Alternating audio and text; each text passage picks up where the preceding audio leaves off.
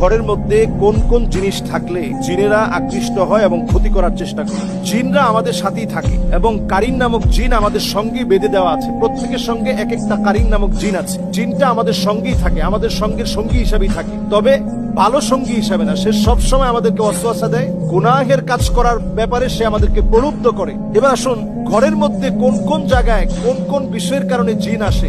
যেমন ধরুন, আমাদের ঘরের মধ্যে আমরা অনেক সময় ঝুনঝুনি রাখি এবং পর্দাগুলোর ভিতরে এখন স্টাইলিস্ট যে পর্দাগুলো রয়েছে, ওই পর্দাগুলোর ভিতরে আপনি দেখবেন যে ঝুনঝুনি বাজতে থাকে। এগুলো আমরা এখন প্রত্যেকের ঘরে এখন ফ্যাশনেবল এই পর্দাগুলো ব্যবহার করি এবং সেখানে ঝুনঝুনি বাজতে থাকে। নবী সাল্লাল্লাহু আলাইহি সাল্লাম আমাদেরকে সতর্ক করেছেন, লা তাদখুলুল মালাইকা বাইতুন ফিহি জুলজুল। এই যে ঝুনঝুনি অথবা নুপুরের যে আওয়াজ, ছোট ছোট বাচ্চারা নুপুর পরে, পায়ের মধ্যে নুপুরের ঝুনঝুন ঝুনঝুন করে আওয়াজ হয়, এটার কারণে জিনেরা আকৃষ্ট হয়। আপনি চিন্তাও করতে পারবেন না, খুবই সিম্পল সাধারণ বিষয়, কিন্তু জিনেরা এতে করে আকৃষ্ট হয়, রহমতের ফেরেশতারা চলে যায়। এরপরে আপনার ঘরে অনেক সময় আমরা দেখা যায় ছোট ছোট বাচ্চাদেরকে পেশাব করিয়ে একটা কমোডের মধ্যে পেশাবটা জমিয়ে রাখি অথবা হাই কমোডে পেশাব করে ফ্লাশ করি না।